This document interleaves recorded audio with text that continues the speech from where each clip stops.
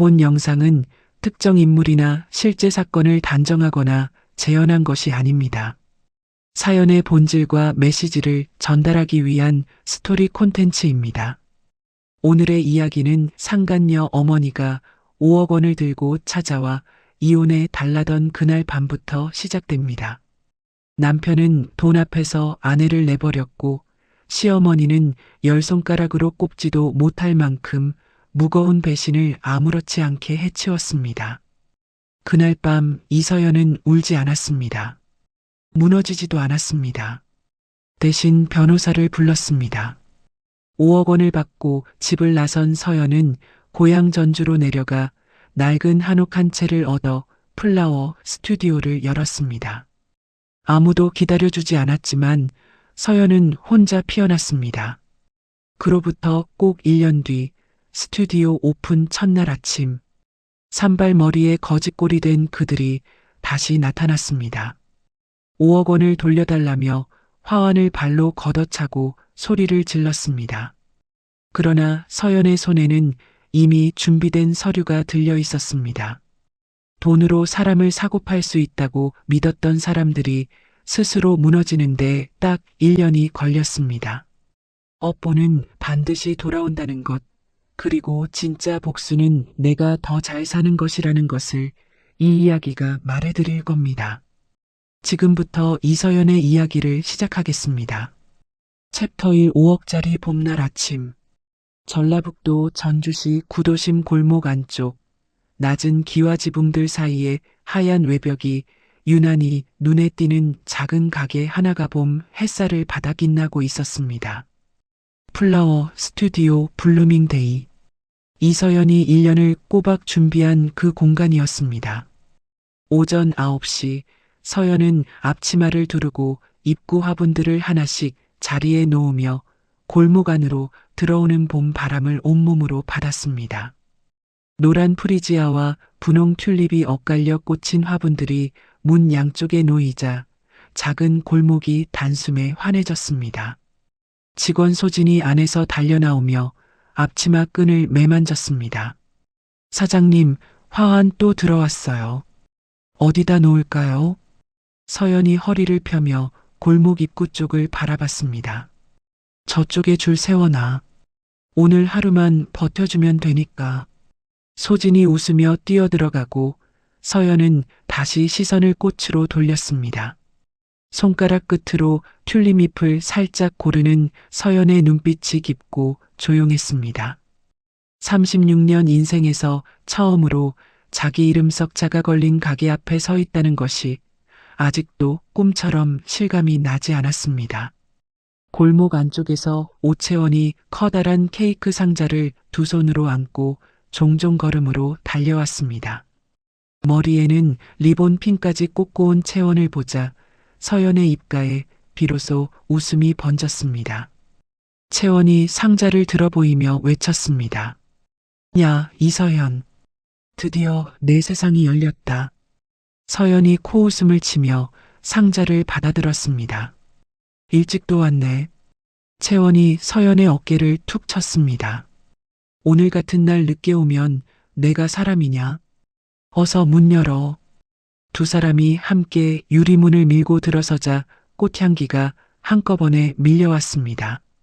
채원이 천장까지 꽂힌 꽃들을 둘러보다 소리 없이 입을 벌렸습니다.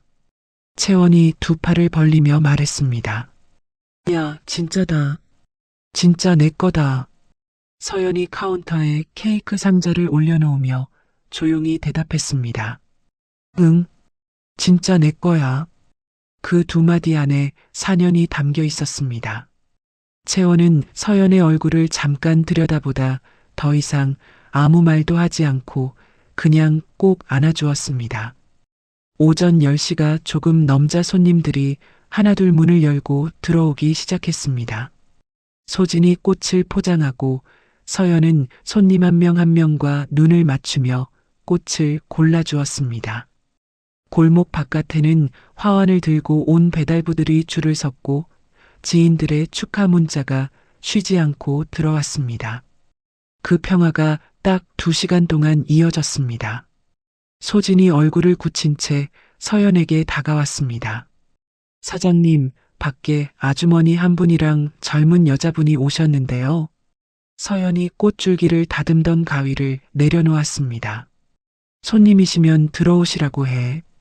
소진이 입술을 잠깐 오물거렸습니다. 그게 화환을 발로 차고 계세요.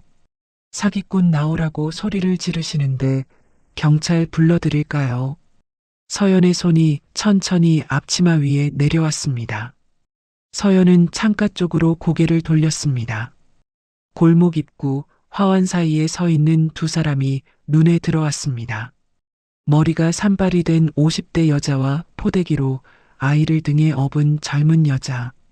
그 뒤로 다리를 절뚝이며 서 있는 남자와 발만 동동 구르는 중년 여자. 그리고 명품 가방을 끌어안은 젊은 여자까지. 5명의 얼굴이 한꺼번에 시야에 들어오는 순간 서연의 심장이 한 박자 천천히 뛰었습니다. 최명숙, 최다인, 박준혁, 박금순, 박지수. 정확히 1년 전 서연의 삶을 바닥부터 뒤흔들어 놓은 얼굴들이었습니다. 서연은 앞치마를 가지런히 매만지고 카운터 옆 서류 가방을 조용히 챙겼습니다. 채원이 서연의 팔을 잡았습니다. 야, 나가지 마. 내가 나갈게. 서연이 채원의 손을 살며시 풀었습니다. 괜찮아. 이건 내가 해야 하는 일이야. 서연의 눈빛에 두려움이 없었습니다. 오래 기다렸던 사람의 눈빛이었습니다. 서연이 유리문을 밀고 골목으로 나서는 순간 최명숙이 들고 있던 핸드백을 공중에 치켜들었습니다. 최명숙이 핸드백을 든 손을 떨며 악을 썼습니다. 이서현, 이 도둑년아. 내 돈 당장 내놔. 서연이 두 걸음 앞에 멈춰서며 최명숙을 바라봤습니다. 뒤로 물러서지 않았습니다. 눈을 내리깔지도 않았습니다. 최다인이 아이를 등에 업은 채 흐느끼며 앞으로 나왔습니다. 언니, 제발 우리 얘기 좀 들어줘. 우리 진짜 너무 힘들어. 서연은 최다인에게 시선을 잠깐 주었다가 천천히 최명숙에게로 돌렸습니다.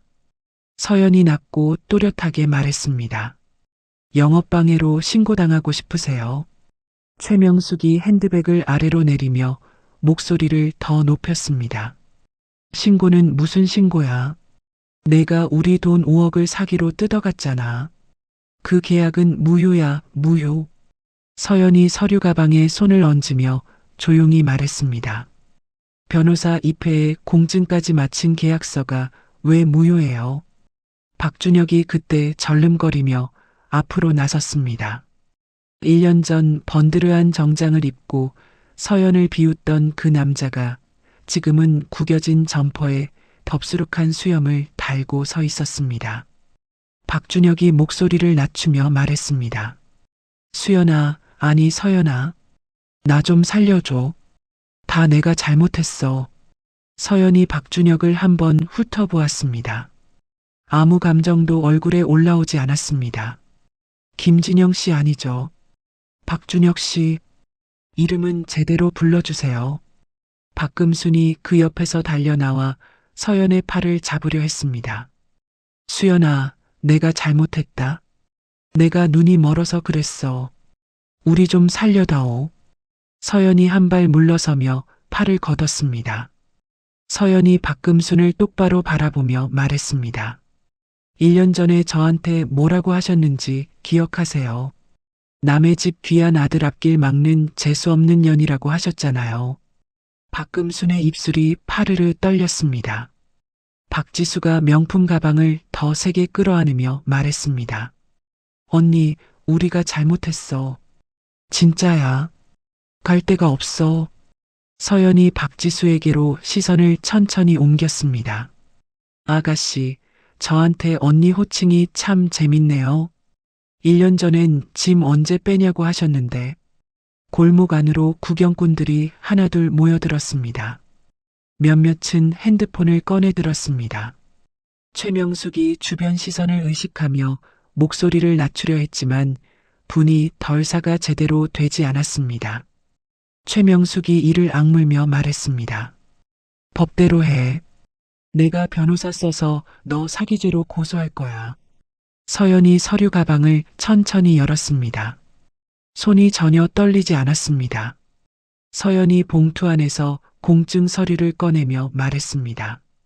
좋아요. 그 전에 팩트체크부터 하시죠. 하얀 서류가 봄 햇살 아래 펼쳐지는 순간 최명숙의 눈동자가 흔들렸습니다. 그 서류를 보는 순간 자신이 1년 전 그 식탁에서 거침없이 찍었던 도장이 떠올랐을 것입니다. 그 도장 하나가 오늘 이 자리로 이어지게 된 것이었으니까요. 서연이 서류의 한 줄에 손가락을 짚으며 천천히 읽어 내려갔습니다. 제호조. 본 합의금은 위자료 및 재산 분할 명목이며 추후 어떠한 사유로도 반환을 청구할 수 없다. 골목이 조용해졌습니다. 최명숙의 핸드백이 손에서 힘없이 내려왔습니다. 챕터 2 5억짜리 도장. 1년 전 그날 밤으로 거슬러 올라갑니다. 서울 마포구 작은 아파트.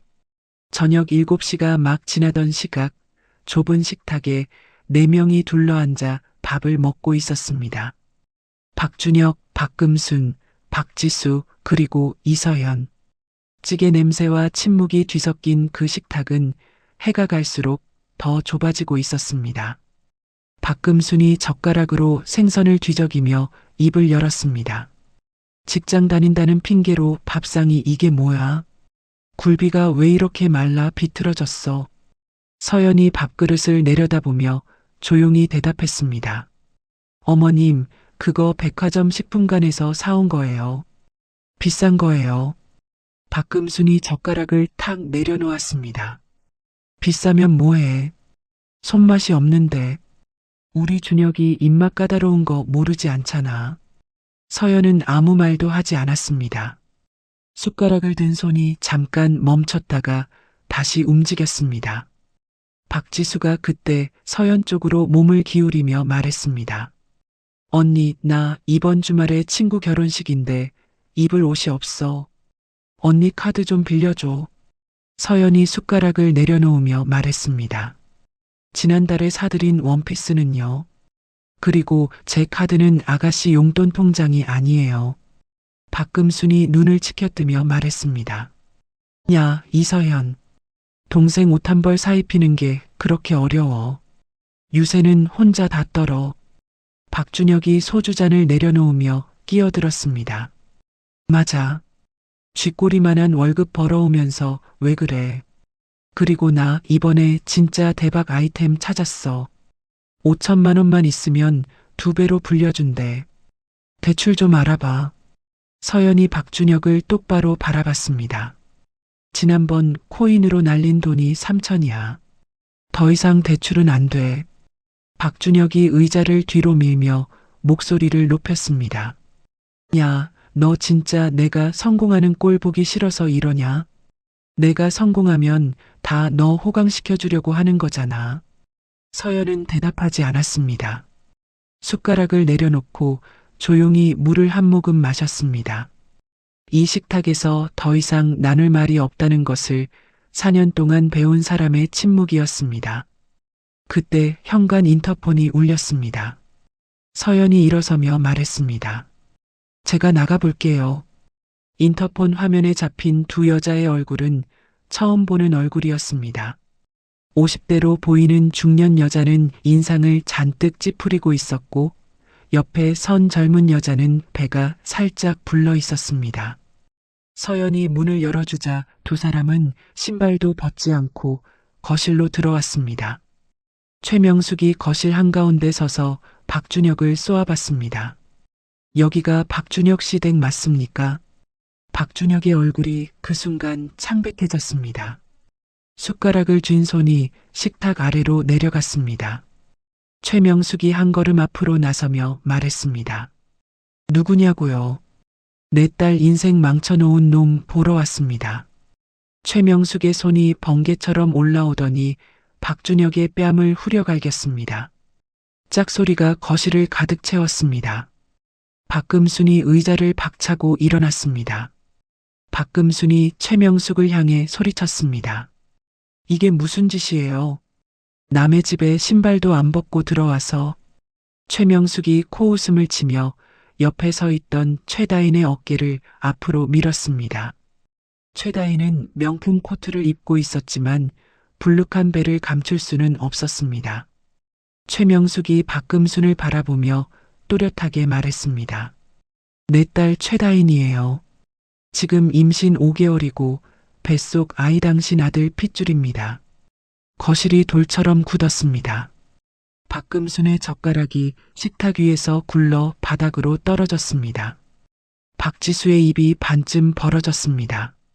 서연은 박준혁을 바라봤습니다. 박준혁은 서연의 시선을 피해 고개를 바닥으로 떨어뜨렸습니다. 그것만으로도 충분한 대답이었습니다. 박금순이 목소리를 떨며 말했습니다. 준혁아, 사실이야. 박준혁이 뒤통수를 극적이며 말했습니다. 수연아, 아니 서연아. 내 말 좀 들어봐. 딱 한 번 실수였어. 최명숙이 들고 온 가방을 식탁 위에 내려놓고 지퍼를 열었습니다. 현금 다발과 수표가 가방 가득 들어차 있었습니다. 박금순의 눈이 순식간에 그 가방에 붙었습니다. 최명숙이 팔짱을 끼며 서연을 향해 말했습니다. 여기 5억 원이에요. 우리 딸이 미혼모로 아이를 키울 수는 없잖아요. 이 돈 받고 이혼해 주시면 돼요. 서연은 그 가방을 바라봤습니다. 가방도 최명숙도 박준혁도 차례차례 훑어봤습니다.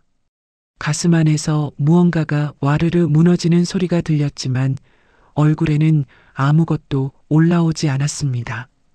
박금순이 최명숙의 손을 덥석 잡으며 말했습니다. 아이고, 그렇지 않아도 우리 준혁이가 사람이 좀 트여야 하는데 이 며느리가 워낙 복이 없어서. 여기 진짜 5억이 다 들어있는 거 맞아요. 서연이 시어머니를 바라봤습니다. 어머님, 지금 무슨 말씀하시는 거예요? 박금순이 서연의 눈을 피하며 말했습니다. 너도 들었잖아. 애까지 생겼다는데 어쩌니? 5억이잖아. 너 이 돈 평생 벌 수 있어? 박지수가 고개를 끄덕이며 말했습니다. 맞아 언니. 솔직히 언니랑 오빠 맨날 돈 때문에 싸우는 거 보기 힘들었어. 이참에 새 출발하는 게 낫지 않아. 서연은 박지수를 바라보다가 박준혁에게로 시선을 옮겼습니다. 박준혁이 눈치를 보다가 고개를 들었습니다. 수연아, 미안하다. 근데 상황이 이렇게 됐잖아. 나도 내 아이 책임져야지. 우리 서로 좋게 끝내자. 서연은 한 발도 움직이지 않았습니다. 그냥 그들을 바라봤습니다. 남편, 시어머니, 시누이. 5억이라는 숫자 앞에서 자신을 내버리는데 10분도 걸리지 않은 사람들을 바라봤습니다. 서연이 천천히 핸드폰을 꺼내 들었습니다. 최명숙이 눈살을 찌푸리며 말했습니다. 경찰 부를 거예요. 우린 불법적인 거 하나도 없어요. 서연이 통화 버튼을 누르며 말했습니다. 경찰이 아니에요. 변호사 선배한테 전화하는 거예요. 전화기 너머에서 정민준이 졸린 목소리로 받았습니다. 서연아, 이 시간에. 서연이 낮게 말했습니다. 민준 오빠, 지금 급한 계약서 하나 써야 해요. 지금 당장 와줄 수 있어요. 정민준이 잠깐 멈췄다가 말했습니다. 지금 출발할게. 1시간 뒤 식탁 위에 계약서 양식이 펼쳐졌습니다. 정민준이 서연 옆에 앉아 볼펜을 들었습니다. 서연이 또렷하게 항목을 불렀습니다. 첫째, 합의금 5억 원은 위자료 및 재산 분할 명목으로 지급한다. 둘째, 추후 어떠한 사유로도 반환을 청구할 수 없다. 셋째, 박준혁 명의로 된 모든 빚은 박준혁 본인이 책임지며 이혼 후 이서연에게 넘기지 않는다. 최명숙이 팔짱을 끼며 말했습니다. 꼼꼼하네. 좋아요, 다 넣어요. 박준혁이 세 번째 항목에 인상을 쓰며 말했습니다. 야, 빚까지 내가 다 갚으라고. 너무한 거 아니야. 서연이 박준혁을 바라보며 말했습니다. 싫으면 관둬. 이혼 안 하고 상간녀 소송 걸고 끝까지 갈게. 내 집안 개망신당하는 꼴 보고 싶으면. 박준혁이 입을 닫았습니다. 최명숙이 계약서에 도장을 찍었습니다. 박준혁도 이를 악물고 도장을 찍었습니다. 서연이 계좌번호를 불렀습니다. 수표랑 현금은 들고 다니기 무거우니까 계좌로 보내주세요. 잠시 뒤 서연의 핸드폰이 진동했습니다. 입금 5억 원. 서연은 화면을 한번 확인하고 핸드폰을 가방에 넣었습니다. 서연이 자리에서 일어서며 말했습니다. 준혁아, 내일 법원 가서 서류 접수하자. 박준혁이 최다인 옆으로 붙으며 말했습니다. 그래, 잘 생각했어. 서연은 안방으로 들어가 캐리어를 꺼냈습니다. 옷 몇 벌과 중요한 서류만 담았습니다. 거실에서는 최명숙이 가져온 양주병이 열리는 소리가 들렸고 박금순이 최다인의 손을 잡으며 웃는 소리가 흘러들어왔습니다. 서연이 현관문 앞에서 캐리어 손잡이를 고쳐 잡았습니다. 박준혁이 팔짱을 끼고 서 있다가 말했습니다. 잘 가라. 어차피 급이 다른 사람들이었어. 서연이 박준혁을 한번 바라봤습니다. 준혁아, 주제 파악하고 살아. 남의 돈이 내 돈인 줄 알겠지만 세상에 공짜는 없어. 현관문이 닫혔습니다. 차가운 복도 공기가 서연의 뺨에 닿았습니다. 서연은 그 자리에서 잠깐 눈을 감았다가 캐리어를 끌고 엘리베이터 쪽으로 걸어갔습니다. 발걸음이 흔들리지 않았습니다. 챕터 삼각자의 새벽. 서울역 플랫폼 밤 11시. 서연이 캐리어를 끌고 전주행 기차에 올라탔습니다. 창가 자리에 앉자마자 핸드폰 진동이 왔습니다. 채원이었습니다. 야, 지금 어디야? 서연이 창밖의 어둠을 바라보며 말했습니다. 기차 탔어. 전주가. 채원이 잠깐 말이 없다가 물었습니다. 혼자야. 서연이 짧게 대답했습니다. 응. 채원이 낮게 말했습니다. 도착하면 바로 나한테 와. 자리 봐놓을게. 서연은 전화를 끊고 핸드폰을 무릎 위에 올려놓았습니다. 차창에 기댄 서연의 눈이 흘러가는 어둠을 따라갔습니다. 울음이 나올 것 같았지만 나오지 않았습니다. 가슴 한가운데가 텅 빈 것 같은데 오히려 숨이 더 잘 쉬어졌습니다. 4년 동안 무언가 꽉 막혀 있던 것이 빠져나간 자리가 이런 느낌이구나 싶었습니다. 서연이 핸드폰 통장 화면을 열었습니다. 5억 원. 그 숫자를 한참 바라봤습니다. 돈이 주는 안도감보다 더 큰 것이 가슴을 채우고 있었습니다. 이제 아무도 나를 함부로 대할 수 없다는 것. 그 자유로움이었습니다. 한편 그 시각 마포구 아파트 거실에서는 파티가 한창이었습니다. 최명숙이 가져온 양주병이 벌써 반쯤 비어 있었고 박금수는 최다인의 손을 두 손으로 잡고 놓질 않았습니다. 박금순이 최다인의 배를 바라보며 말했습니다. 아이고, 우리 복덩이 며느리. 아들이면 얼마나 좋겠니? 최다인이 양주잔을 내려놓으며 말했습니다. 어머님, 저 입덧이 좀 있어서요. 내일 아침은 백화점 브런치로 시켜 먹을게요. 음식 냄새가 좀 힘들거든요. 박금순이 고개를 끄덕이며 말했습니다. 그래, 그래. 먹고 싶은 거 다 사다 줄게. 박준혁이 양주를 따르며 최명숙 쪽으로 몸을 기울였습니다. 장모님, 저 이번에 진짜 확실한 사업 아이템 찾았어요. 요즘 뜨는 분야가 있는데 거기에 5억만 넣으면 1년 안에 3배예요. 최명숙이 잔을 들며 박준혁을 바라봤습니다. 그 눈빛이 사위를 보는 눈이 아니었습니다. 쓸만한 것을 가늠하는 눈이었습니다. 최명숙이 잔을 천천히 내리며 말했습니다. 그래요. 우리 딸 남편인데 밀어줘야지. 대신 조건이 있어요. 박준혁이 몸을 앞으로 내밀며 말했습니다. 말씀만 하세요. 뭐든지 하겠습니다. 최명숙이 입꼬리를 올리며 말했습니다.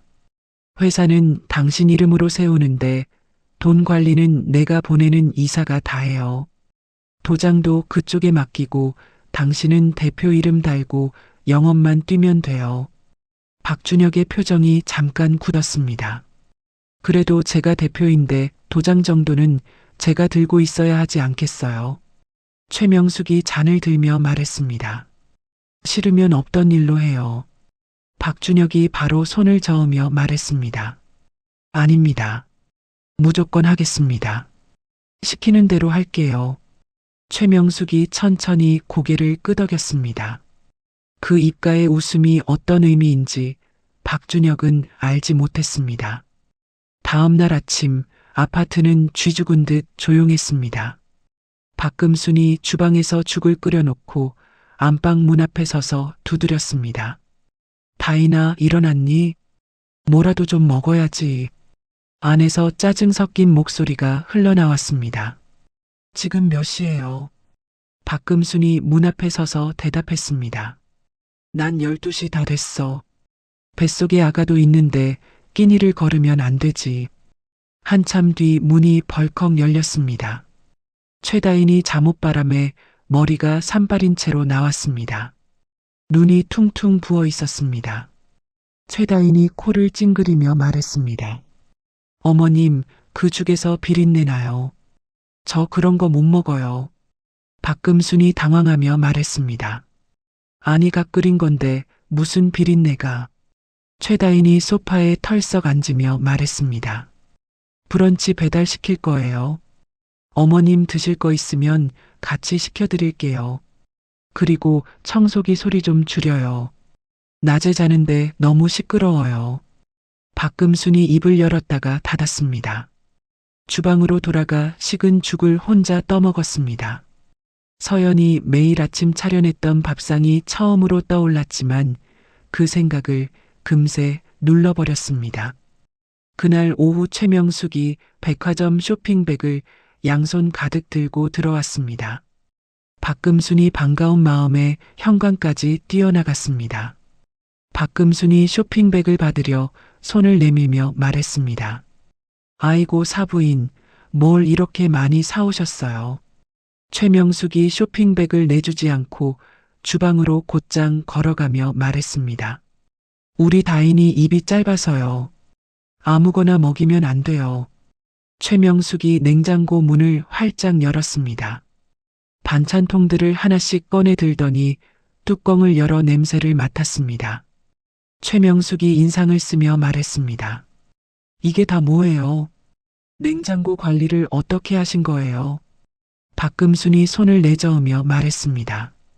전 며느리가 만들어 놓고 간 건데 아직 먹을 만해요. 최명숙이 반찬통을 쓰레기통에 집어넣으며 말했습니다. 다 버려요. 우리 손주 먹일 냉장고에 남이 만진 게 들어있으면 안 되죠. 박금순이 발만 동동 구르며 말했습니다. 아니 멀쩡한 걸 왜? 최명숙이 박금순을 바라보며 말했습니다. 사돈, 앞으로 다인이 밥은 내가 짜는 식단대로만 해요. 조미료 절대 안 되고 소금도 따로 사다 써요. 물도 정수기 말고 생수로. 박금순이 고개를 끄덕이며 말했습니다. 네, 알겠습니다. 그 말이 입에서 나오는 순간 박금순은 자신이 어떤 자리에 서게 됐는지를 어렴풋이 느꼈습니다. 며느리한테 반찬 타박을 하던 사람이 이제는 남의 눈치를 보며 네 알겠습니다를 하고 있었습니다. 며칠 뒤 저녁 거실에서 최다인이 방문들을 기웃거리다 가장 햇살이 잘 드는 박지수의 방 앞에 멈춰 섰습니다. 최다인이 팔짱을 끼며 박준혁에게 말했습니다. 자기야, 저 방이 아기 놀이방으로 딱이다. 채광이 좋잖아. 박지수가 방에서 뛰쳐나오며 말했습니다. 오빠, 지금 무슨 소리야? 내 방을 왜? 박준혁이 머리를 극적이다가 최다인의 눈빛과 마주치자 말했습니다.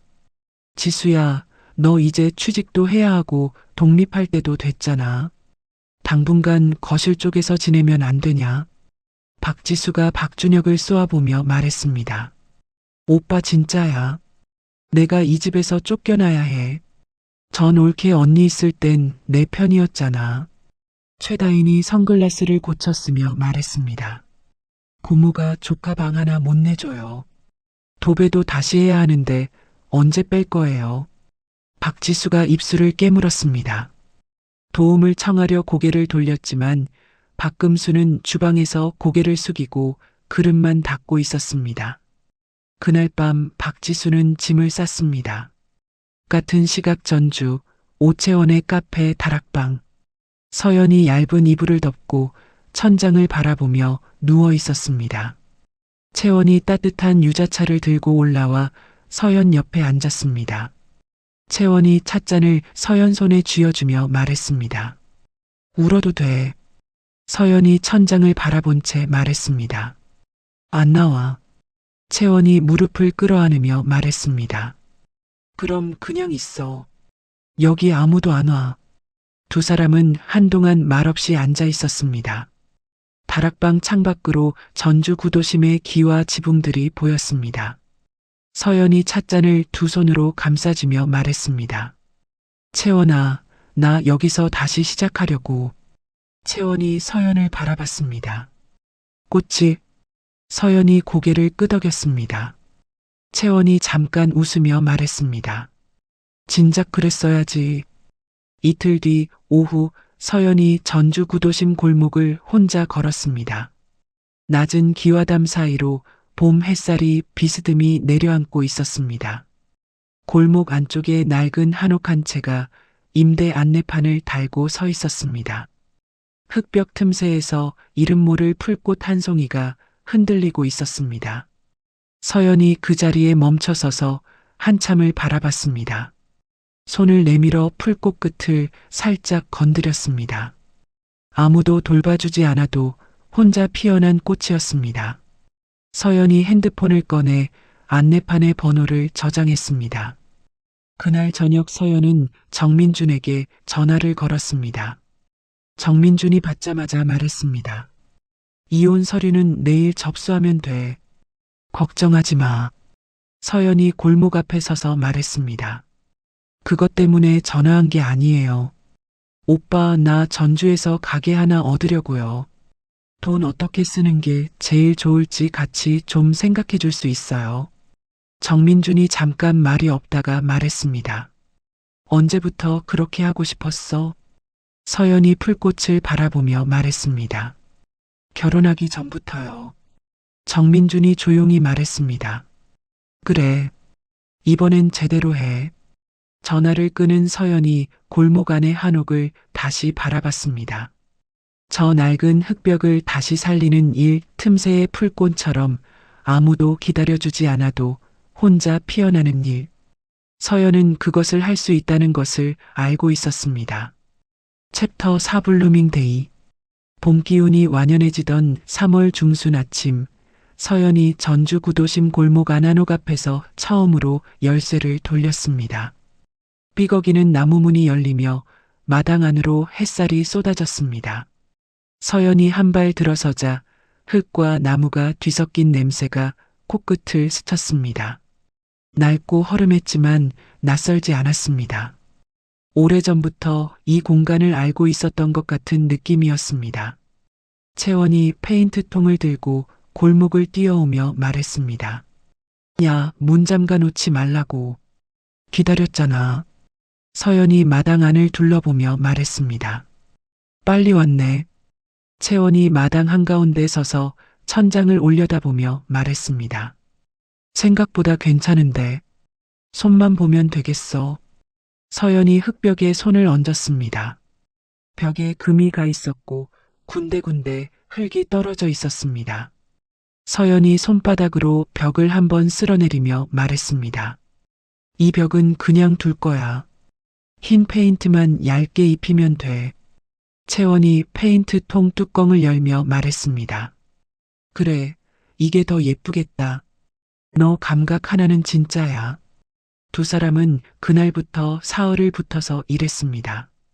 낮에는 벽을 닦고 페인트를 입혔으며 저녁에는 채원의 카페에서 밥을 먹으며 어디에 선반을 달지 조명은 어떤 색으로 할지를 두고 밤이 늦도록 이야기를 나눴습니다.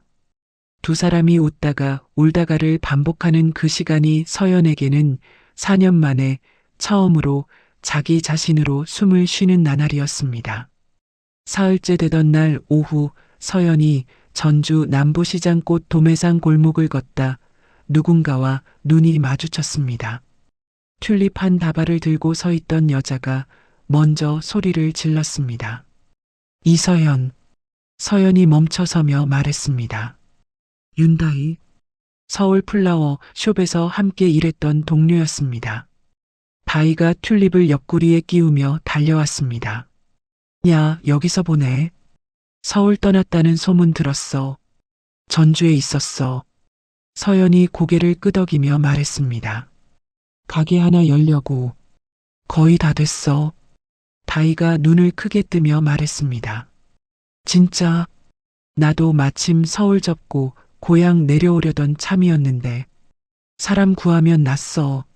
서연이 다희를 잠깐 바라보다 말했습니다. 내일부터 나와. 다희가 손을 내밀며 말했습니다. 악수해. 근데 월급 제때 줘야 해. 서연이 다희의 손을 잡으며 말했습니다. 그건 걱정 마. 그 주말에 정민준이 서울에서 내려왔습니다. 서연이 완성 단계에 접어든 스튜디오를 처음으로 안내했습니다. 정민준이 안으로 들어서서 천천히 둘러봤습니다. 흰 벽에 나무 선반, 그 위에 하나씩 얹힌 작은 화분들, 천장에서 내려온 드라이 플라워, 묶음이 바람에 살짝 흔들렸습니다. 정민준이 선반 앞에 서서 말했습니다.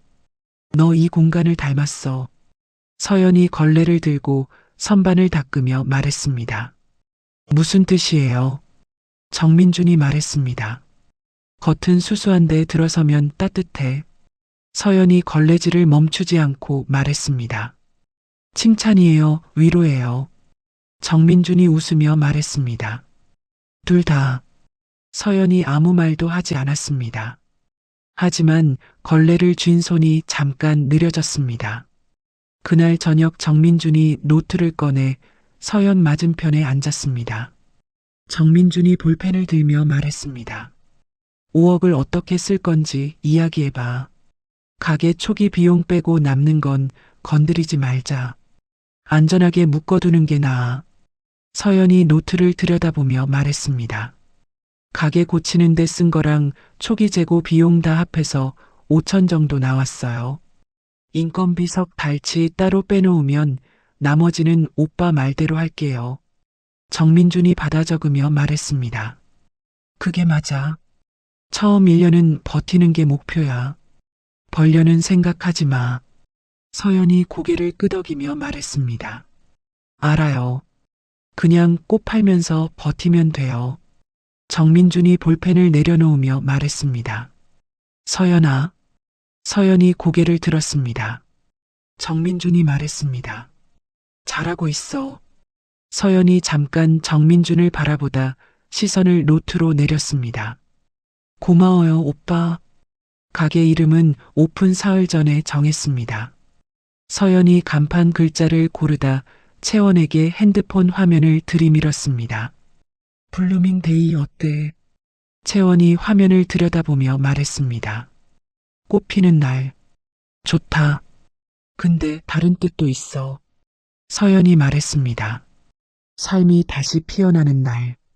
채원이 서연의 얼굴을 들여다봤습니다. 이 이름 너 닮았다. 서연이 핸드폰을 가방에 넣으며 말했습니다. 그러면 됐어. 오픈 전날 밤 서연이 혼자 스튜디오에 남았습니다. 다희는 일찍 들어가고 채원도 채원의 카페로 돌아갔습니다. 서연이 혼자 꽃줄기를 다듬다가 손을 멈췄습니다. 눈물이 흘렀습니다. 소리도 없이 예고도 없이 흘렀습니다. 슬픔 때문이 아니었습니다. 버텨낸 시간에 대한 눈물이었습니다. 자기가 자기를 알아봐준 데 대한 눈물이었습니다. 서연이 눈물을 닦고 다시 꽃을 집어들었습니다. 손이 흔들리지 않았습니다. 한편 그 시각 서울 강남의 사무실 건물 20층에서는 불이 환하게 켜져 있었습니다.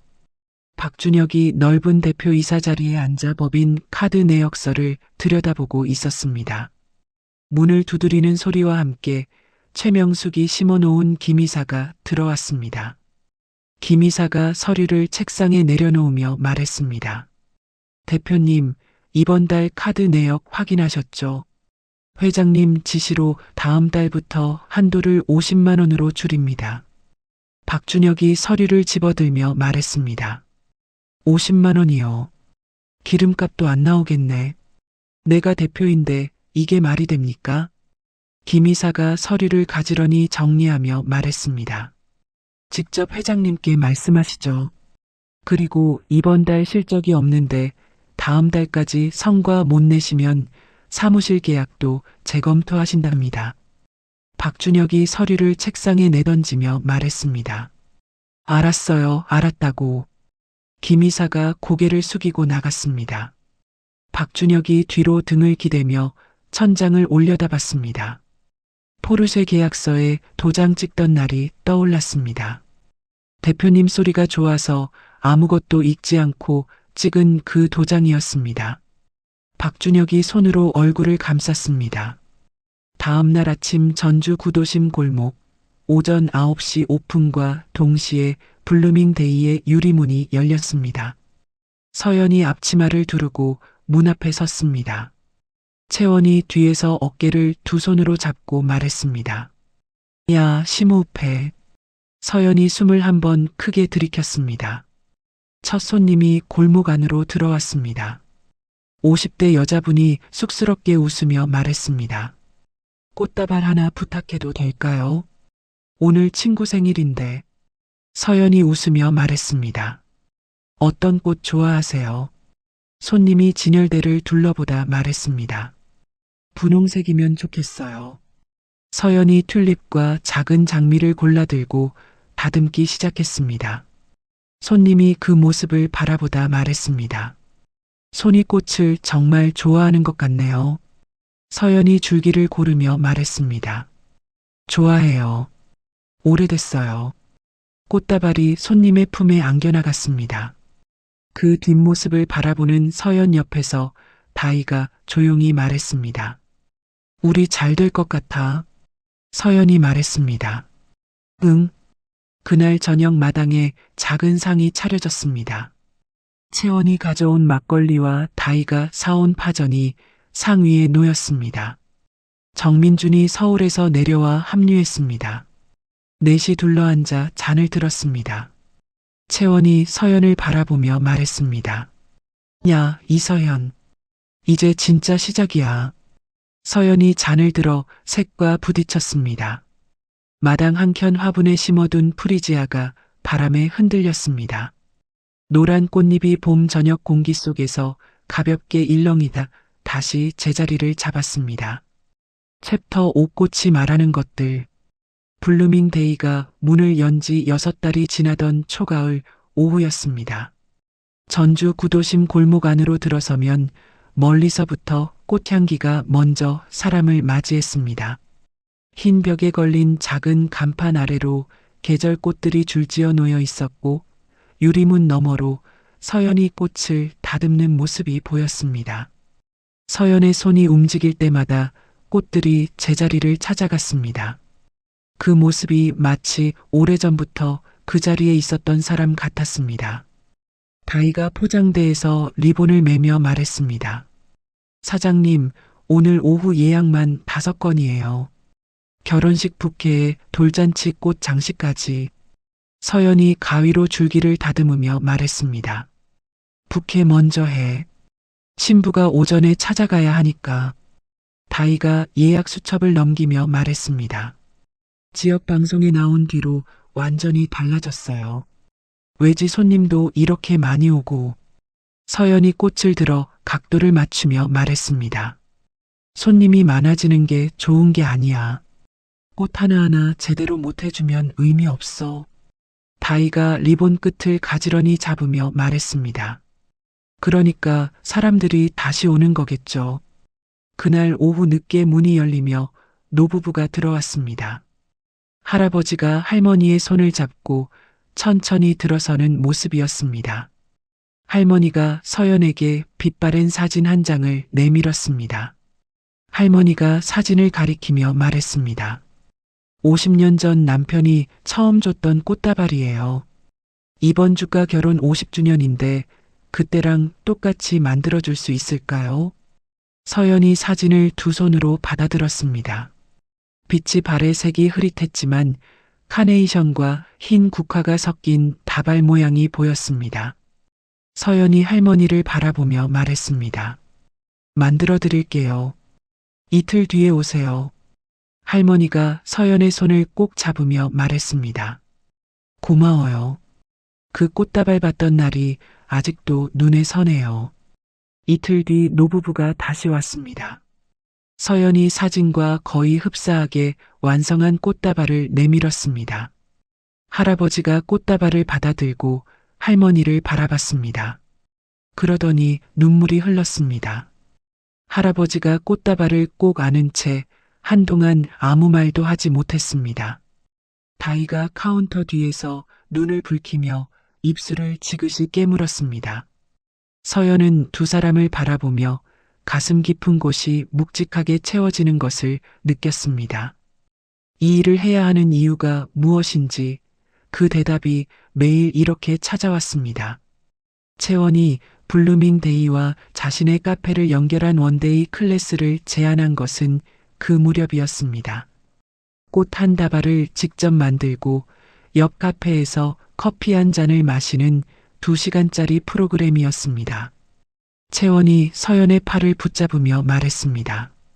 야, 내 카페 손님들이 내 가게 가고 싶어 하고 내 손님들은 내 카페 궁금해 하거든. 우리 붙이자. 서연이 팔짱을 끼며 말했습니다.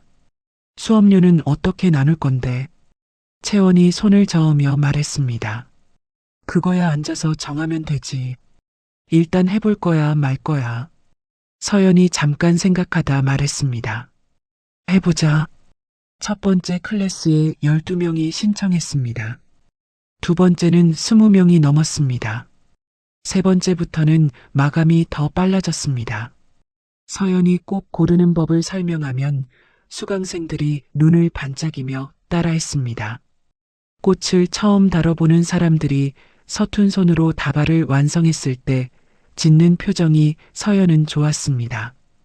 그해 가을 전주 구도심 빈 창고를 빌려 서연이 첫 번째 꽃 전시회를 열었습니다. 제목은 계절마다 피는 감정이었습니다. 봄의 설렘, 여름의 상처, 가을의 이별, 겨울의 기다림. 계절을 꽃으로 표현한 작품 15점이 창고 벽을 따라 걸렸습니다. 그중 한 작품 앞에 사람들이 가장 오래 머물렀습니다. 제목은 이별 후에 피는 꽃이었습니다. 다 떨어진 꽃잎 사이에서 새 줄기 하나가 올라오는 모습을 담은 작품이었습니다. 중년 여자 한 명이 그 앞에서 오래 서 있다가 서연에게 조심스럽게 물었습니다. 이거 만드신 분이세요?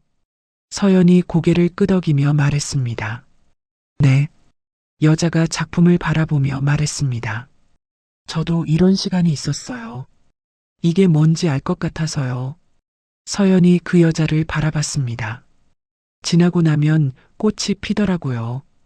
여자가 서연을 한번 바라보다 고개를 끄덕이며 발길을 돌렸습니다. 서연은 그 뒷모습을 바라보며 자신이 왜 이 전시를 해야 했는지를 다시 한번 느꼈습니다. 전시 마지막 날 저녁, 정민준이 전주로 내려왔습니다. 서연이 마지막 작품 옆에 서 있는데 정민준이 다가왔습니다. 정민준이 작품들을 천천히 둘러보다 서연 곁에 멈춰서며 말했습니다. 잘했어. 서연이 말했습니다. 2글자짜리 감상이네요. 정민준이 웃으며 말했습니다. 길게 말하면 진부해지잖아. 두 사람이 나란히 작품을 바라봤습니다. 잠깐의 침묵이 흘렀습니다. 정민준이 전시장 문을 잠그는 서연 곁에서 낮게 말했습니다. 서연아, 너 꽃보다 예쁘다는 말은 안 하려고 했는데. 서연이 자물쇠를 채우며 말했습니다. 하지 마요. 정민준이 웃음을 참으며 말했습니다. 왜? 서연이 돌아서며 말했습니다. 부담스러우니까. 서연의 입가에 웃음이 번졌습니다. 정민준도 웃었습니다.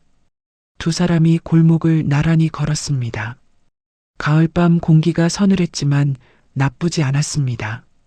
그 즈음 서연은 블루밍데이 수익의 일부를 구도심 소상공인 모임에 보태고 있었습니다. 혼자 창업한 젊은 사람들이 공간을 나눠 쓸 수 있도록 마당을 주말 마켓으로 개방했습니다. 핸드메이드 제품을 파는 20살 청년, 직접 볶은 커피를 들고 나오는 30대 여자, 할머니에게 배운 매듭을 파는 중년 여자. 그 사람들이 블루밍데이 마당을 채울 때마다 서연은 5억 원이 이렇게 쓰일 수도 있구나 싶었습니다. 돈이 자기 혼자만의 것이 아님을 증명하는 방식이었습니다. 다이가 마켓을 정리하며 서연 옆에 서서 말했습니다. 사장님은 왜 이런 거 해요? 돈도 안 되는데. 서연이 접이식 테이블을 접으며 말했습니다. 나도 처음엔 아무것도 없었거든. 공간 하나 빌려주는 사람이 있었으면 좋았을 것 같아서. 다이가 테이블을 받으며 말했습니다. 그래도 사장님은 혼자 일어선 거잖아요. 서연이 테이블을 창고에 밀어넣으며 말했습니다. 혼자 일어선 사람은 없어. 그냥 옆에서 보이지 않게 잡아준 사람이 있었던 거지. 다이가 서연의 뒷모습을 바라봤습니다. 그 말이 오래 마음에 남았습니다. 그날 저녁 서연이 스튜디오 불을 끄기 전에 몸이 무거움을 느꼈습니다.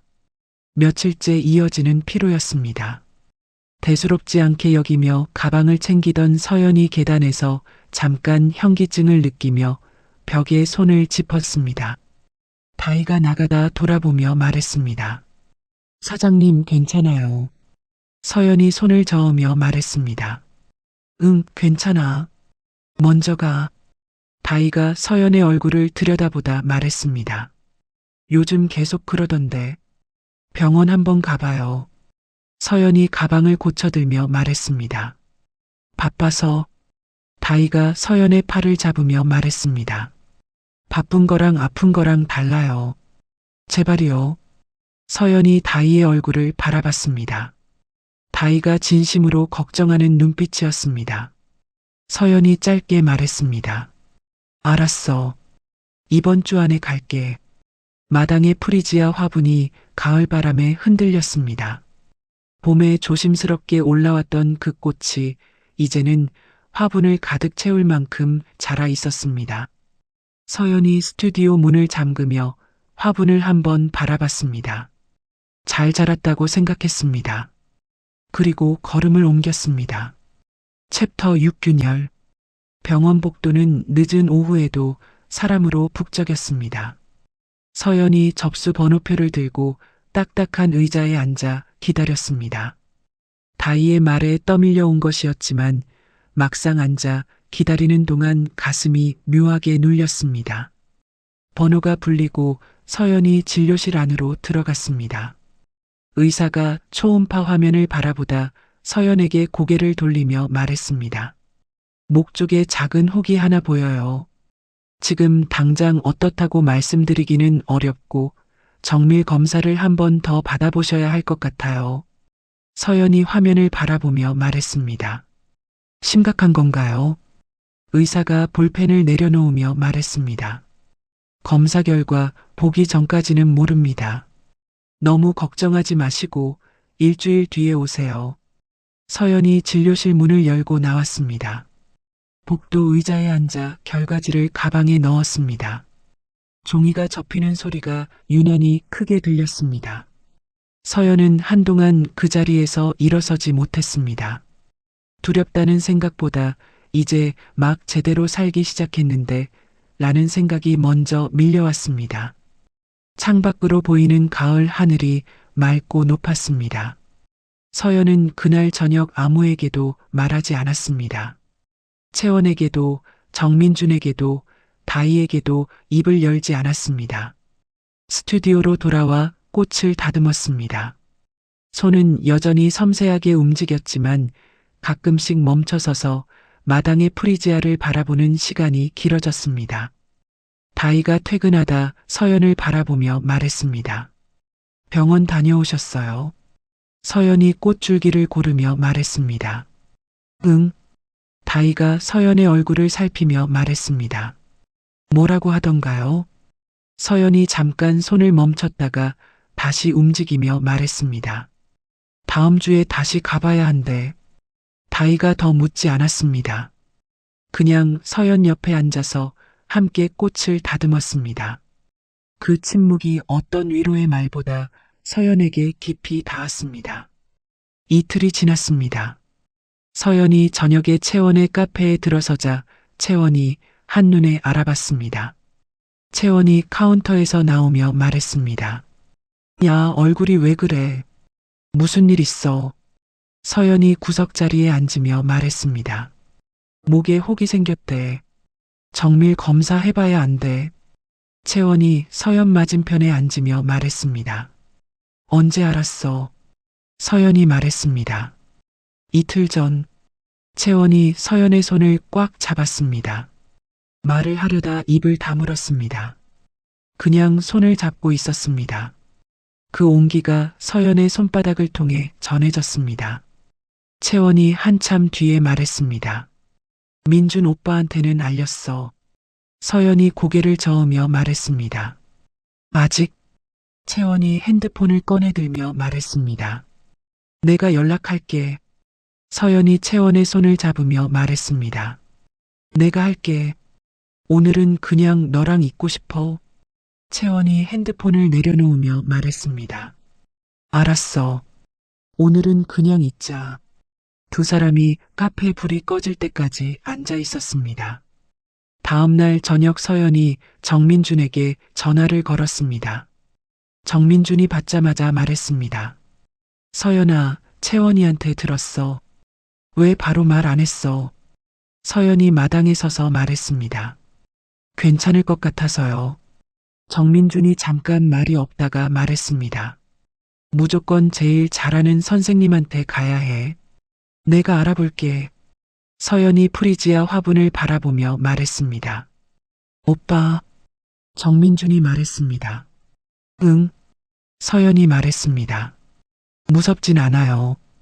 그냥 억울한 거 있죠. 이제 막 제대로 시작한 것 같은데. 정민준이 낮게 말했습니다. 아직 아무것도 모르잖아. 결과 나오기 전에 억울해하지 마. 서연이 웃음 섞인 목소리로 말했습니다. 그것도 그렇네요. 정민준이 말했습니다. 나머지는 나한테 맡겨. 넌 꽂히나 봐.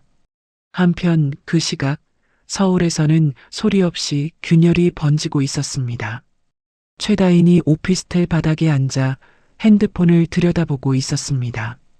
출산 이후 산후 우울증으로 잠을 이루지 못하는 날이 이어지고 있었습니다.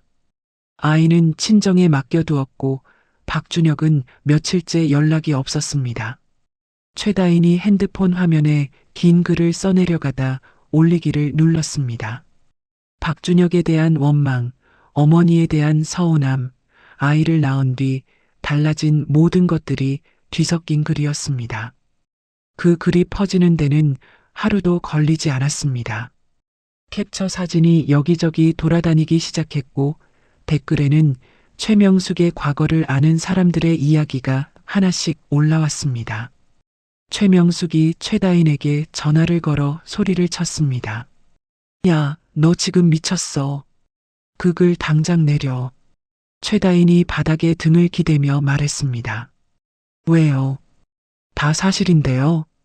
최명숙이 목소리를 낮추며 말했습니다. 사실이면 다야. 집안 망신이잖아. 최다인이 핸드폰을 천장을 향해 들어올리며 말했습니다.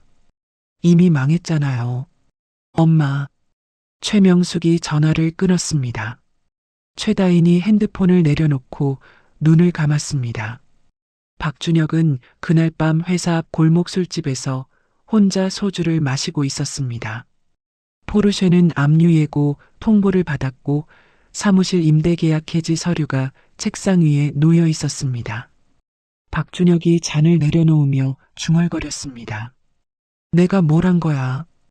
빈 잔이 형광등 불빛을 받아 반짝였습니다. 대답해주는 사람은 없었습니다. 한편 고시원 단칸방에서 박금순이 가스레인지 앞에 서 있었습니다. 된장찌개를 끓이다 손을 대었습니다. 박금순이 손을 입에 물고 주저앉으며 눈물을 쏟았습니다. 좁고 냄새나는 방 안에서 혼자 울다가 문득 서연이 만들어두고 간 반찬통들이 떠올랐습니다. 서연이 매일 아침 일어나 국을 끓이고 반찬을 만들어 상을 차리던 모습이 떠올랐습니다. 그 밥상에 단 한 번도 고맙다는 말을 한 적이 없었습니다. 박금순이 무릎을 끌어안으며 낮게 말했습니다. 수연아. 그 이름을 부르는 사람이 방 안에 아무도 없었습니다. 인터넷에는 오래된 신문 기사 스캔 한 장이 조용히 올라왔습니다. 전라북도 유지 김모 씨, 조강 지쳐버리고 가정부와 재혼, 지역사회 충격. 기사 속 가정부의 이름과 최명숙의 이름이 일치한다는 댓글이 달리기 시작했습니다. 최명숙의 핸드폰이 쉬지 않고 울렸습니다. 최명숙이 핸드폰을 진동으로 바꾸고 창밖을 바라봤습니다. 30년 동안 묻어두었던 것이 수면 위로 올라오는 소리가 들리는 것 같았습니다. 그 소리는 전주까지 닿지 않았습니다. 전주 병원 복도에서 서연이 두 번째 검사 결과지를 받아들었습니다. 의사가 결과지를 펼치며 말했습니다. 나쁜 소견은 없어요. 주기적으로 확인만 하시면 됩니다. 서연이 결과지를 바라보다 말했습니다. 그게 다예요. 의사가 고개를 끄덕이며 말했습니다. 그게 다예요. 다행이죠. 서연이 진료실을 나와 복도 창가에 섰습니다. 결과지를 가슴에 가볍게 품었습니다. 눈을 감았다 떴습니다. 창밖으로 가을 하늘이 펼쳐져 있었습니다. 지난번에 봤던 그 하늘인데 오늘은 달랐습니다. 더 넓어 보였습니다. 챕터 7업보의 무게. 블루밍 데이 오픈 첫날 아침으로 돌아옵니다. 서연이 공증 계약서를 최명숙의 코앞에 펼쳐들고 제오조를 읽어내려간 뒤 골목에는 잠깐의 침묵이 흘렀습니다. 최명숙의 입술이 파르르 떨렸습니다. 주변에 모여든 구경꾼들이 수군거리기 시작했습니다. 최명숙이 서류를 낚아채려 손을 뻗으며 말했습니다. 그건 내가 우릴 속여서 받아낸 사기 계약이야. 법원에 가면 다 뒤집어져. 서연이 한 발 뒤로 물러서며 서류를 가슴에 가볍게 당기며 말했습니다. 변호사 입회에 공증까지 마친 계약서를 법원이 어떻게 뒤집는지 한번 해보시죠. 최명숙이 목소리를 높이며 말했습니다. 말이 통하는 구석이 없네. 법대로 할 테니 두고 봐. 서연이 서류 봉투에서 두 번째 자료를 천천히 꺼내 들었습니다. 오래된 호적 등본 사본과 빛바랜 신문기사 스크랩이었습니다. 서연의 손이 흔들리지 않았습니다. 최명숙의 눈동자가 그 종이를 보는 순간 심하게 흔들렸습니다. 서연이 최명숙을 똑바로 바라보며 말했습니다. 최명숙 씨, 30년 전에는 미스홍으로 불리셨죠. 골목이 조용해졌습니다. 최명숙이 이를 악물며 말했습니다. 무슨 헛소리야. 서연이 기사 스크랩을 들어 올리며 말했습니다. 서울 영등포에서 유지로 불리던 김씨댁 가정부로 들어가셔서 본처를 몰아내고 안방을 차지하신 분이 지금 제 앞에 계신 것 맞죠? 여기 등본에도 나와요. 본처가 이혼도 하기 전에 최다인 씨가 먼저 호적에 올라갔고 그 충격으로 본처가 앓다 돌아가셨고요. 골목 안에 모여든 구경꾼들 사이에서 웅성거리는 소리가 터졌습니다. 박지수가 눈을 크게 뜨며 최다인을 바라봤습니다. 세상에, 너 그럼 첩 자식이었어. 그러면서 나한테 족보 타령을. 최다인의 얼굴이 흙빛으로 변했습니다. 최다인이 떨리는 손으로 기사 스크랩을 받아들고 읽어내려갔습니다. 최다인이 최명숙을 바라보며 말했습니다. 엄마, 이게 사실이야. 최명숙이 최다인의 팔을 잡으며 말했습니다. 다 꾸며낸 얘기야. 믿지 마. 서연이 최다인에게 시선을 옮기며 말했습니다. 꾸며낸 게 아니에요. 제가 왜 이 얘기를 꺼냈는지 아세요? 서연이 잠깐 숨을 고르고 말했습니다. 옛말이 하나도 틀리지 않더라고요. 어머니가 30년 전에 하신 일과 따님이 한 일이 토씨 하나 안 틀리고 똑같아요. 남의 가정 파탄내고 임신을 무기로 들어안고 차이가 있다면 어머니는 성공하셨는데 따님은 아주 쪽팔리게 실패하셨다는 거예요. 최다인이 기사 스크랩을 손에 쥔 채 귀를 막았습니다. 최다인이 소리를 질렀습니다. 그만해요. 박준혁이 그때 이성을 잃고 최명숙을 향해 달려들었습니다. 박준혁이 최명숙의 팔을 잡아채며 말했습니다. 이 사기꾼 여자야.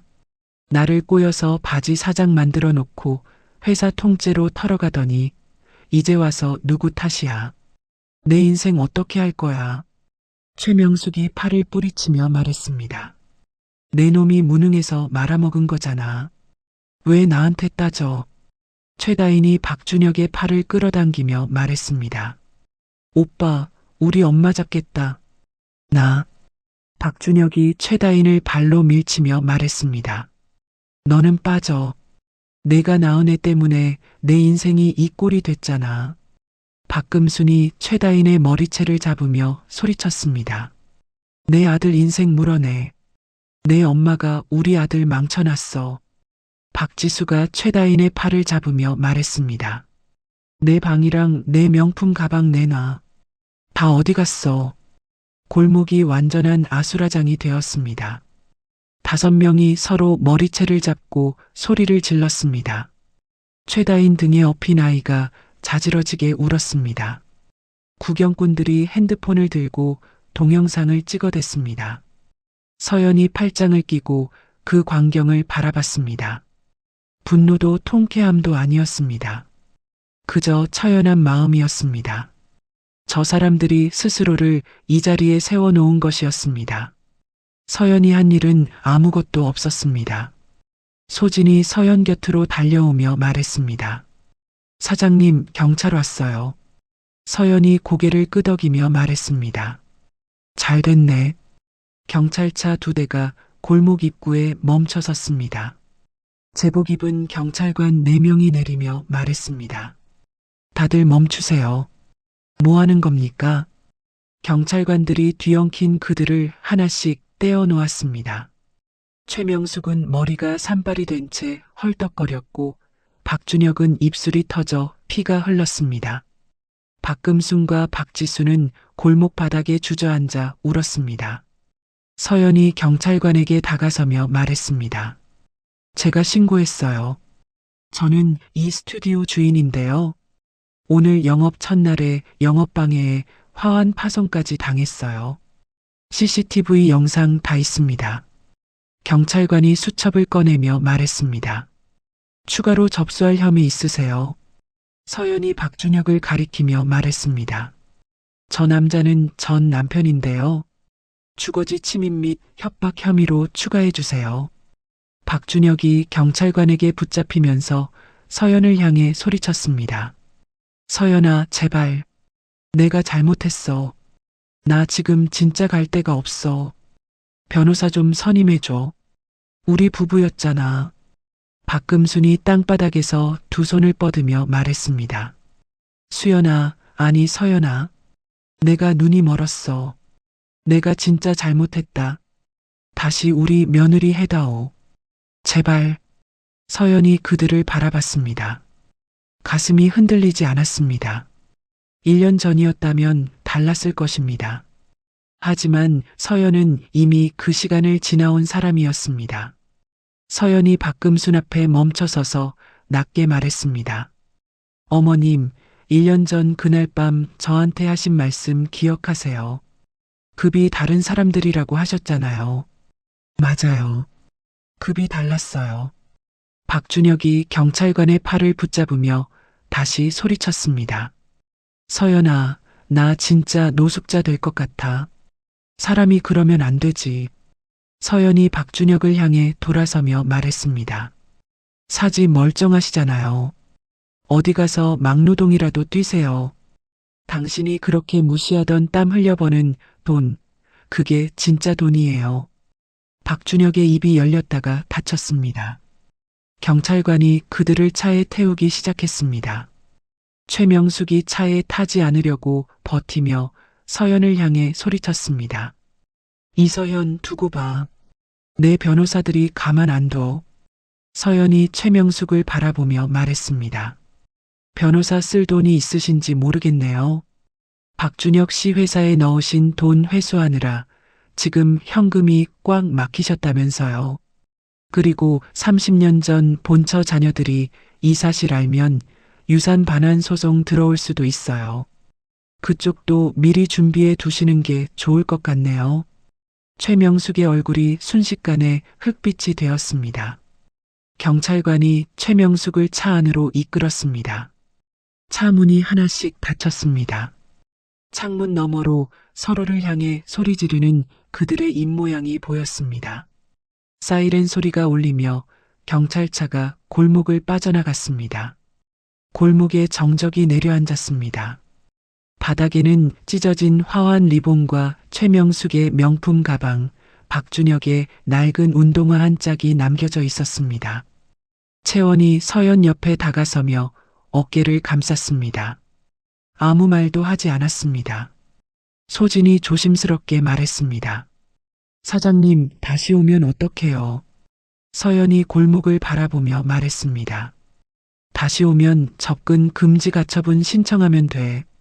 근데 저 사람들 서로 싸우고 소송하느라 바빠서 올 시간도 없을 거야. 서연이 소진을 바라보며 말했습니다. 창고에 굵은 소금 있지. 소진이 고개를 끄덕이며 말했습니다. 한 포대 있어요. 서연이 말했습니다. 가져와. 잠시 뒤 서연이 소금 포대를 들고 스튜디오 입구 앞에 섰습니다. 한 손 가득 소금을 퍼서 골목 바닥을 향해 힘껏 뿌렸습니다. 하얀 소금 알갱이들이 봄 햇살을 받아 반짝이며 튀었습니다. 서연이 나지막하게 말했습니다. 나쁜 기운 다 물러가라. 채원이 서연 옆에서 소금을 한 줌 집어들었습니다. 다이도 달려와 소금을 집었습니다. 셋이 함께 골목 가득 소금을 뿌렸습니다. 소금이 햇살 속에서 하얗게 빛났습니다. 채원이 빈손을 털며 말했습니다. 야, 이제 진짜 끝난 거야. 서연이 소금 포대를 내려놓으며 말했습니다. 응, 끝났어. 챕터 8 블루밍 데이. 소금이 마르고 골목에 봄 햇살이 가득 찼습니다. 서연이 앞치마를 다시 매만지고 스튜디오 안으로 들어섰습니다. 아침 소동으로 자리를 피했던 손님들이 하나둘 다시 문을 열고 들어왔습니다. 한 손님이 조심스럽게 서연에게 다가서며 말했습니다. 괜찮으세요? 서연이 꽃을 집어들며 말했습니다. 덕분에 묵은 것들이 다 정리됐어요. 손님이 서연의 얼굴을 한번 바라보다 슬며시 웃었습니다. 그 웃음이 서연에게 전해졌습니다. 억지스럽지 않았습니다. 진짜였습니다. 그날 저녁 서연이 마당에 작은 상을 내왔습니다. 채원이 카페에서 반찬을 싸들고 왔고 다이가 시장에서 두부와 파전 재료를 사왔습니다. 정민준이 서울에서 내려와 합류했습니다. 넷이 마당에 둘러앉았습니다. 정민준이 잔을 들며 말했습니다. 오늘 고생했어. 서연이 잔을 부딪히며 말했습니다. 고생은요? 예상했던 일이에요. 채원이 파전을 집으며 말했습니다. 야, 예상했어. 저 사람들이 올 줄 알았어. 서연이 말했습니다. 언젠간 올 거라고 생각했어. 그래서 준비해뒀던 거고. 다희가 두부를 입에 넣으며 말했습니다. 근데 사장님, 그 신문 기사는 어디서 구하셨어요? 서연이 막걸리 잔을 두 손으로 감싸며 말했습니다. 헤어지고 나서 시간이 있었거든. 5억을 그냥 받고 끝내기엔 너무 허무했어. 그 사람들이 어떤 사람들인지는 알고 있어야 할 것 같았어. 정민준이 잔을 내려놓으며 말했습니다. 법적으로 더 건드릴 수 있는 부분은 없어. 공증 계약서 하나면 충분해. 최명숙이 소송 넣어봤자 이길 수 없어. 서연이 고개를 끄덕이며 말했습니다. 알아요. 그냥 오늘로 다 끝났으면 해요. 채원이 막걸리를 따르며 말했습니다. 끝났어. 진짜 끝났어. 마당의 프리지아가 저녁 바람에 흔들렸습니다. 봄에 처음 심었을 때 손가락 두 마디 높이였던 그 꽃이 이제는 화분을 넘어설 만큼 자라 있었습니다. 2주 뒤 최명숙이 변호사를 통해 계약 무효 소송을 제기했습니다. 하지만 공증된 계약서와 변호사 정민준이 작성한 서류 앞에서 결과는 처음부터 정해진 것이나 다름없었습니다. 법원이 서연의 손을 들어주는 데는 오래 걸리지 않았습니다. 최명숙은 패소와 함께 박준혁 측이 제기한 소송에도 엮이게 되었습니다. 30년 동안 쌓아온 것들이 소송과 압류의 수렁 속으로 조용히 가라앉기 시작했습니다. 한편 박준혁은 신용불량자가 된 뒤 지인 소개로 건설 현장 일을 시작했습니다. 첫날 안전모를 쓰고 현장에 들어서던 날 박준혁은 자신이 그토록 무시하던 일을 하고 있다는 것이 수치스러웠습니다. 하지만 한 달이 지나고 처음으로 자신의 이름으로 월급이 들어오던 날 밤 박준혁은 오랫동안 통장 화면을 바라봤습니다. 서연의 마지막 말이 귓속에서 다시 울렸습니다. 땀 흘려버는 돈이 진짜 돈이에요. 박준혁이 핸드폰을 내려놓고 천장을 바라봤습니다. 그게 무슨 뜻인지 이제는 알 것 같았습니다. 최다희는 어머니와 완전히 갈라선 뒤 혼자 아이를 키우기 시작했습니다. 작은 오피스텔 방에서 아이 물건을 직접 고르고 포장하며 인터넷 쇼핑몰을 다시 열었습니다. 화려하던 인플루언서 시절의 팔로워는 대부분 떠났지만 최다희는 개의치 않았습니다. 아이가 처음으로 엄마라는 말을 하던 날 최다희는 한참을 울었습니다.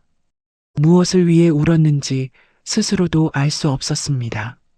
그냥 울었습니다. 박금수는 고시원 방에서 매일 아침 일어나 밥을 지었습니다. 처음에는 서툴렀고 두 번은 태웠습니다. 박지수가 옆에서 핀잔을 줬지만 박금수는 묵묵히 다시 했습니다. 어느 날 아침 박금순이 된장찌개를 끓여 박지수 앞에 내밀었습니다. 박금순이 냄비를 상 위에 올리며 말했습니다. 먹어. 박지수가 찌개를 한 숟가락 뜨다가 말했습니다. 맛이 좀 이상하긴 한데 그래도 먹을 만하네. 박금순이 숟가락을 들며 말했습니다. 서연이가 4년 동안 매일 아침 이걸 했어. 박지수가 말없이 찌개를 더 떴습니다. 두 사람은 그날 아침 말없이 밥을 다 먹었습니다. 블루밍 데이가 문을 연 지 딱 1년이 되던 날 아침이었습니다. 서연이 일찍 스튜디오에 나와 마당을 쓸었습니다. 아무도 없는 이른 시간이었습니다. 빗자루 소리만 마당 안에 가득 찼습니다. 서연이 빗자루를 세워두고 프리지아 화분 앞에 쪼그려 앉았습니다. 1년 전 처음 이 화분을 심던 날이 떠올랐습니다. 흙을 손으로 고르며 잘 자라라고 중얼거렸던 그 아침이었습니다. 지금 화분 안의 꽃들은 그때와 비교할 수 없을 만큼 자라 있었습니다. 서연이 꽃잎 끝을 살짝 건드리며 말했습니다. 잘 컸네. 가방에서 오래된 일기장을 꺼냈습니다. 서연이 볼펜을 들고 한 줄을 적었습니다. 버려진 게 아니라 해방된 것이었다. 그 한 줄을 오래 바라봤습니다. 오후가 되자 채원과 다희가 들어왔습니다.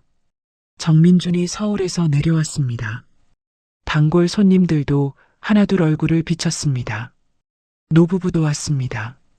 할아버지가 할머니의 손을 잡고 들어서며 서연에게 꾸벅 인사를 했습니다. 할머니가 서연의 손을 잡으며 말했습니다. 1년 됐죠. 오래오래 하셔야 해요. 서연이 두 손으로 할머니의 손을 감싸며 말했습니다. 오래오래 할게요. 저녁에 마당에 상이 차려졌습니다. 채원이 케이크를 들고 왔습니다. 초가 꽂히고 불이 켜졌습니다. 서연이 초불을 바라봤습니다. 채원이 서연의 어깨를 툭 치며 말했습니다. 야, 소원 빌어. 서연이 잠깐 눈을 감았습니다. 소원이 떠오르지 않았습니다. 지금 이 자리가 이미 소원이었기 때문이었습니다. 서연이 숨을 불어 초를 껐습니다. 박수 소리가 마당을 가득 채웠습니다. 정민준이 잔을 들며 서연을 바라봤습니다. 서연아, 한마디 해. 서연이 잔을 들고 자리에 모인 얼굴들을 천천히 바라봤습니다. 채원, 다희, 정민준, 단골 손님들, 노부부. 이 사람들이 1년을 함께 만들어 온 것이었습니다. 서연이 잔을 높이 들며 말했습니다. 1년 전 오늘 저는 아무것도 없다고 생각했어요. 그런데 그날이 사실 제 생에 가장 많은 것을 가진 날의 시작이었어요. 채원이 입술을 지그시 깨물었습니다. 다희가 코를 훌쩍였습니다. 서연이 말을 이었습니다. 혼자 일어선 사람은 없어요. 그냥 보이지 않게 잡아준 사람들이 있었던 거예요. 고마워요, 다들. 잔이 부딪혔습니다. 웃음소리가 마당에 번졌습니다. 정민준이 자리에서 일어서더니 꽃다발 하나를 가져왔습니다. 프리지아와 흰 꽃들이 묶인 다발이었습니다. 정민준이 서연에게 내밀며 말했습니다. 근처에 꽃 좋아하는 사람 있다고 했잖아. 서연이 꽃다발을 받아들며 말했습니다. 알고 있었어요. 정민준이 말했습니다. 알면서 모른 척했어. 서연이 꽃다발을 코에 가져다 대며 말했습니다. 그럴 때가 있죠. 채원이 옆에서 다희의 팔을 팔꿈치로 쿡 찌르며 작게 말했습니다. 저거 봐. 다희가 작게 말했습니다. 알고 있었어요. 둘이 소리 없이 웃었습니다. 밤이 깊어지며 손님들이 하나씩 자리를 떴습니다. 마당에는 서연 혼자 남았습니다. 채원도 다희도 정민준도 설거지를 하고 안으로 들어간 뒤였습니다. 서연이 프리지아 화분 옆에 앉아 어두운 하늘을 올려다봤습니다. 별이 몇 개 보였습니다. 바람이 불자 프리지아 꽃잎이 흔들렸습니다. 서연이 꽃을 바라보며 조용히 말했습니다. 잘 살아야지. 혼자 하는 말이었습니다. 누구에게도 들리지 않는 말이었습니다. 하지만 그 말이 마당 안을 가득 채웠습니다. 촛불이 다 타고 꺼진 자리에서 프리지아가 밤바람 속에 가만히 서 있었습니다. 봄에 심어진 그 꽃이 이제는 아무도 돌봐주지 않아도 혼자 피어나고 있었습니다. 이서연처럼. 이서연의 이야기는 여기서 끝이 납니다. 5억 원을 받고 집을 나서던 그날 밤 서연은 아무것도 없다고 생각했습니다. 남편도 가족도 집도 없었습니다. 그러나 그날 밤 서연에게는 아무도 빼앗을 수 없는 것이 하나 있었습니다. 자기 자신이었습니다. 이 이야기를 통해 여러분께 한 가지를 전하고 싶었습니다. 버려졌다고 느껴지는 순간이 있으시다면 잠깐 멈춰 다시 한번 생각해 보세요. 어쩌면 그 순간은 버려진 것이 아니라 해방된 것일 수 있습니다. 나를 함부로 대하는 자리에서 나와 나를 제대로 대할 수 있는 자리로 옮겨간 것일 수 있습니다. 꽃은 아무도 봐주지 않는 담벼락 틈에서도 핍니다. 사람도 그럴 수 있습니다. 아니, 그래야 합니다. 돈이 사람을 살 수 있다고 믿었던 사람들은 결국 그 돈에 무너졌습니다. 반면 5억 원이 생겼어도 그 돈을 자신과 주변을 살리는 데 쓴 서연은 1년 뒤 꽃이 피어나는 공간의 주인이 되어 있었습니다. 인생은 생각보다 공평합니다. 다만 그 공평함이 오는데 시간이 걸릴 뿐입니다. 오늘 이야기 재미있게 들으셨나요? 재미있게 들으셨다면 구독과 좋아요, 알림 설정까지 눌러주시면 정말 큰 힘이 됩니다. 여러분의 응원 하나하나가 이 채널을 이어가는 힘이 됩니다. 댓글로 여러분의 생각도 편하게 남겨주세요. 어떤 이야기든 다 읽겠습니다. 다음 이야기로 다시 찾아뵙겠습니다. 오늘도 여러분의 하루가 블루밍 데이이기를 바랍니다.